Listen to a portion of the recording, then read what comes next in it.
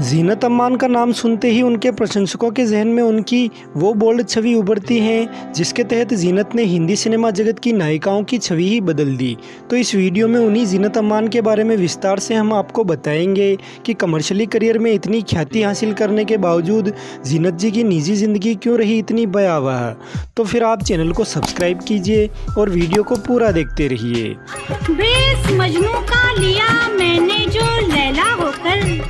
रंग लाया है दुपट्टा मेरा मैला होकर। मैं जानती हूँ तुम मुझसे नफरत करते हो, लेकिन याद रखो अगर किसी दिन कोई तुम्हारे काम आएगा तो ये जलील लड़की ही काम आएगी। जीनत अमान का जन्म आज से लगभग 70 साल पहले साल 1951 में नवंबर महीने के 19वें दिन बम्बई में हुआ। जीनत अमान के पिता का नाम था अमानुल्लाह खान, जो कि मूल रूप से अफगानिस्तान के पठान थे और वे भी बॉलीवुड से कुछ फिल्मों से बतौर राइटर जुड़े थे। मुगल आजम और पाकीजा जैसी कुछ मोस्ट पॉपुलर फिल्म्स के डायलॉग्स लेखन के साथ साथ 1951 की प्यार की बातें और 1952 की घुंघरू जैसी कुछ कम पॉपुलर फिल्मों से भी अमानुल्लाह खान बतौर राइटर जुड़े रहे और 1951 में आई नलिनी जयवंत स्टारर फिल्म जादू में वे बतौर एक्टर भी नजर आए। जीनत अमान की मां का नाम वर्धनी बताया जाता है, जो कि एक मराठी हिंदू परिवार से थी। फ्रेंड्स, जीनत अपने माता पिता की इकलौती संतान थी, यानी ना उनका कोई भाई है और ना ही बहन। हालांकि जाने माने अभिनेता रज़ा मुराद जीनत अमान के कजिन ब्रदर हैं, क्योंकि जीनत अमान के पिता और रज़ा मुराद की मां सगे भाई बहन थे। व्यूअर, जीनत अमान के पिता अमानुल्लाह खान शॉर्ट नेम अमान के साथ बॉलीवुड में सक्रिय रहे और इसलिए जीनत अमान ने अपने पिता के स्क्रीन नेम को अपना सरनेम बनाया और जीनत खान से वे बन गई जीनत अमान। जी हाँ फ्रेंड्स, जीनत अमान का बचपन का नाम जीनत खान था। खैर, जीनत अमान के जन्म के कुछ वर्षों बाद ही जीनत अमान के पेरेंट्स का तलाक हो गया और साल 1964 में जब जीनत महज 13 साल की थी तब उनके पिता इस दुनिया से चल बसे। जीनत के फादर की डेथ के बाद उनकी मदर ने एक विदेशी व्यक्ति से शादी कर ली और जीनत अमान भी उनके साथ विदेश चली गई। व्यूअर, जीनत ने अपनी स्कूलिंग पंचगानी से की थी और कॉलेज की शिक्षा लॉस एंजलिस की यूनिवर्सिटी ऑफ साउथर्न कैलिफोर्निया से ली, लेकिन जीनत को शायद इंडिया में उनका एक्टिंग करियर पुकार रहा था, इसलिए उन्होंने बिना ग्रेजुएशन पूरी किए ही भारत आने का निर्णय लिया और यहाँ आकर वे बतौर मॉडल और जर्नलिस्ट काम करने लगी। फ्रेंड्स, साल 1970 में जीनत अमान ने कई इवेंट्स में हिस्सेदारी ली, जिनमें से फेमिना मिस इंडिया में वे दूसरे स्थान पर रही और उसके बाद इंटरनेशनल लेवल के मिस एशिया पैसिफिक को जीतकर जीनत पहली फेमिना मिस इंडिया कहलाई और इसके चलते जीनत को 1970 में बन रही एक Indo Filipino drama film the evil with in में एक रोल मिला, जिसमें देवानंद लीड रोल में थे, लेकिन वो फिल्म कमर्शियली सक्सेस हासिल नहीं कर पाई। व्यूअर, साल 1971 में रिलीज हुई फिल्म हलचल, जिसके डायरेक्टर और लीड एक्टर ओपी रल्हन थे, वो फिल्म जीनत अमान की बॉलीवुड में बतौर एक्ट्रेस डेब्यू फिल्म रही, जिससे जीनत अमान के अलावा एक्टर कबीर बेदी ने भी डेब्यू किया। हलचल के अलावा साल 1971 में ही ओपी रल्हन के निर्देशन में बनी फिल्म हंगामा भी रिलीज हुई, जिसमें जीनत अमान के अलावा किशोर कुमार, विनोद खन्ना और महमूद भी थे, लेकिन जीनत अमान के सपोर्टिंग रोल वाली ये दोनों ही फिल्में फ्लॉप रही। लेकिन इन दो फिल्मों से पहले जीनत अमान ने जो देवानंद के साथ दी इविल विद इन नामक फिल्म की थी, उस समय से ही जीनत देवानंद की नज़र में थी और उन्हीं दिनों देवानंद अपनी सेकंड डायरेक्शनल फिल्म हरे रामा हरे कृष्णा बनाने जा रहे थे, जिसमें उन्हें एक ऐसी एक्ट्रेस की तलाश थी जो फिल्म में हीरो की यानी उनकी बहन का दमदार किरदार निभा सके। हालांकि उस किरदार के लिए देवानंद ने पहले से ही एक्ट्रेस जाहिदा को फाइनल कर रखा था, लेकिन बहन का रोल होने की वजह से जाहिदा ने इसके लिए मना कर दिया और बाद में मुमताज़ ने भी बहन की जगह देवानंद की हीरोइन बनना ज़्यादा पसंद किया, लिहाजा देवानंद पहुंच गए जीनत अमान के पास। लेकिन कहा जाता है कि हलचल और हंगामा के फ्लॉप होने के बाद जीनत अमान वापस विदेश जाना चाह रही थी, इसलिए देवानंद ने उन्हें समझाया कि अगर हरे रामा हरे कृष्णा नहीं चली तो फिर मैं तुम्हें नहीं रोकूंगा, लेकिन तुम्हें ये फिल्म तो करनी ही पड़ेगी। लिहाजा हरे रामा हरे कृष्णा बनाई गई और उस फिल्म के बाद जो हुआ वो तो सब जानते ही हैं। फिल्म की ह्यूज पॉपुलैरिटी का केंद्र देवानंद की हीरोइन बनी मुमताज़ के स्थान पर बहन बनी जीनत अमान रही और फिल्म के गाने दम मारो दम के जरिए जीनत अमान ने हिंदी सिनेमा में वेस्टर्न कल्चर का नया ट्रेंड सेट कर दिया। हालांकि इस फिल्म के बाद सारे फिल्मकार जीनत अमान को अपनी फिल्म में बहन के किरदार में लेकर फिल्म की वैल्यू बढ़ाना चाहते थे, लेकिन देवानंद ने जीनत अमान को किसी भी फिल्म के लिए बहन का रोल न स्वीकारने की सलाह दी और उनकी खुद की फिल्म हीरा पन्ना में उन्हें बतौर लीड एक्ट्रेस साइन किया, जिसमें एक पूरा गाना जीनत अमान पर बिकिनी में फिल्माया गया और उस गाने ने जीनत अमान की दम मारो दम गाने से बनी बोल्ड छवि को और मजबूत किया। हीरा पन्ना के बाद देवानंद और जीनत अमान की जोड़ी इश्क इश्क इश्क, प्रेम शास्त्र, डार्लिंग डार्लिंग, कालाबाज और वारंट जैसी फिल्मों में नजर आई और ये सारी फिल्में बॉक्स ऑफिस पर सफल रही। व्यूअर जीनत अमान से उम्र में 27 साल बड़े देवानंद ने सालों बाद अपनी बायोग्राफी में ये बात शेयर की कि इन सारी फिल्मों में जीनत अमान के साथ काम करने के दौरान वो जीनत से प्यार करने लग गए थे और अपने प्यार का इजहार करने के लिए उन्होंने जीनत के लिए ताज होटल में खासा इंतजाम भी किया। लेकिन उसी शाम उन्हें पता चला कि जीनत अमान राज कपूर की फिल्म सत्यम शिवम सुंदरम साइन कर चुकी हैं और अपने बैनर की फिल्मों से किसी अन्य बैनर की फिल्मों में जीनत को जाता देख देवानंद का दिल टूट गया और उन्होंने फिर अपनी दिल की बात जीनत के सामने कभी नहीं रखी। हालांकि ऐसा नहीं है कि जीनत अमान सत्यम शिवम सुंदरम से पहले देवानंद की फिल्म के अलावा किसी अन्य फिल्म में नज़र नहीं आई, क्योंकि हरे रामा हरे कृष्णा के बाद रिलीज हुई फिल्म यादों की बारात में गिटार बजाती और गाती जीनत अमान को कौन भूल सकता है। व्यूअर, बॉलीवुड की पहली मसाला फिल्म कही जाने वाली फिल्म यादों की बारात का ये गाना आज युवा दिलों की धड़कन कहा जाता है और इसके बाद आई 1974 की मनोज कुमार की फिल्म रोटी कपड़ा और मकान में जीनत अमान पर फिल्माए गए गाने हाय हाय रे ये मजबूरी ने तो बाद में एक कल्ट गाने का दर्जा हासिल किया। अरे हाय हाय ये मजबूरी।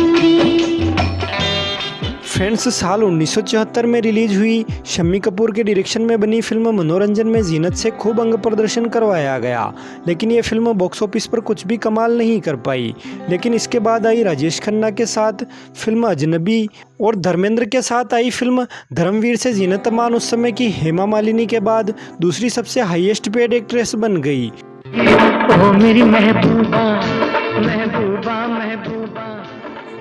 व्यूअर, साल 1978 जीनत जी की पर्सनल और प्रोफेशनल लाइफ के लिए काफ़ी उतार चढ़ाव वाला रहा, क्योंकि देवानंद और मनोज कुमार जैसे दिग्गज फिल्मकारों की फिल्मों में काम करने के बाद उस समय के एक और दिग्गज फिल्मकार राज कपूर की फिल्म सत्यम शिवम सुंदरम इसी साल रिलीज हुई,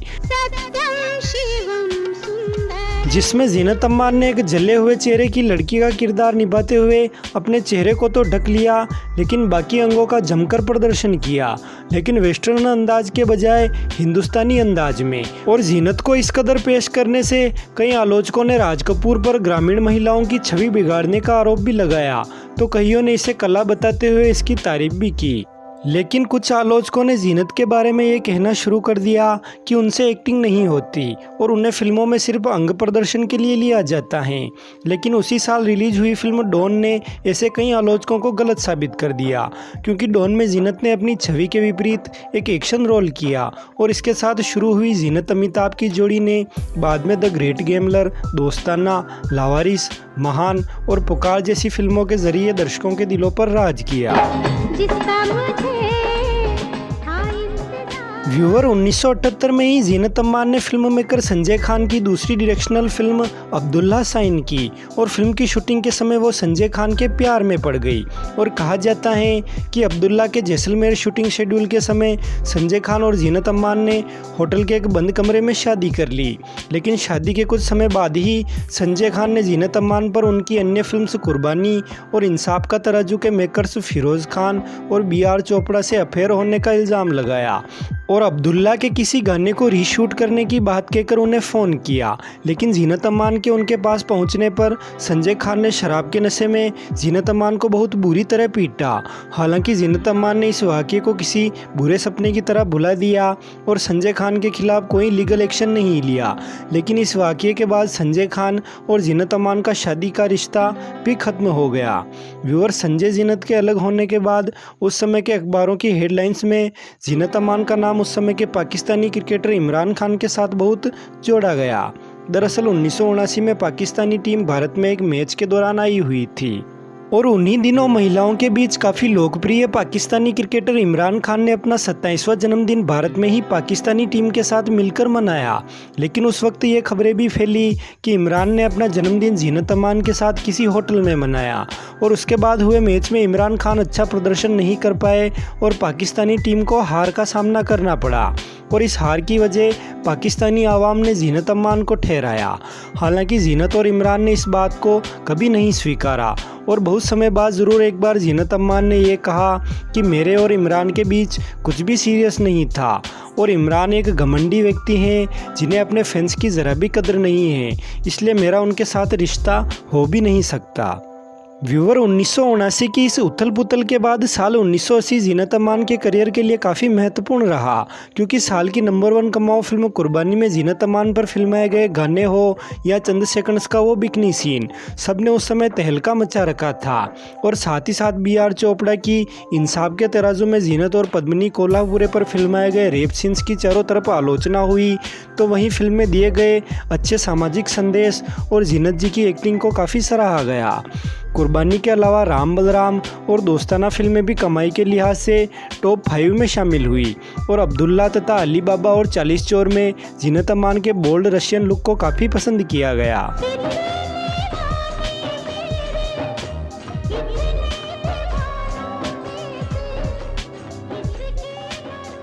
और उसी दौर में जीनत अमान के जैसी ही एक और अदाकारा उभरी, जिनको लेकर आज भी कई लोग कंफ्यूज रहते हैं कि वो और जीनत अमान एक ही एक्ट्रेस हैं या अलग अलग। फ्रेंड्स, जीनत अमान की तरह ही दिखने वाली अभिनेत्री परवीन बाबी ने भी कम समय में बहुत शोहरत हासिल की और उन्हें उस समय कई लोगों ने गरीबों की जीनत टाइटल दिया। लेकिन परवीन बाबी का निजी जीवन और अंतिम समय तो जीनत अमान से भी भयावह रहा। खैर, 1980 के बाद जीनत का करियर ढलान पर आ गया। हालांकि 1981 की ब्लॉकबस्टर फिल्म लावारिस के फीमेल लीड के तौर पर जीनत अमान का नाम ही शुमार है, लेकिन उस फिल्म में उनका रोल इतना मजबूत नहीं था। और पुकार और महान जैसी फिल्मों में जीनत पर फिल्माए गए गानों को तो पसंद किया गया, लेकिन ये फिल्में बॉक्स ऑफिस पर कमाल नहीं दिखा पाई।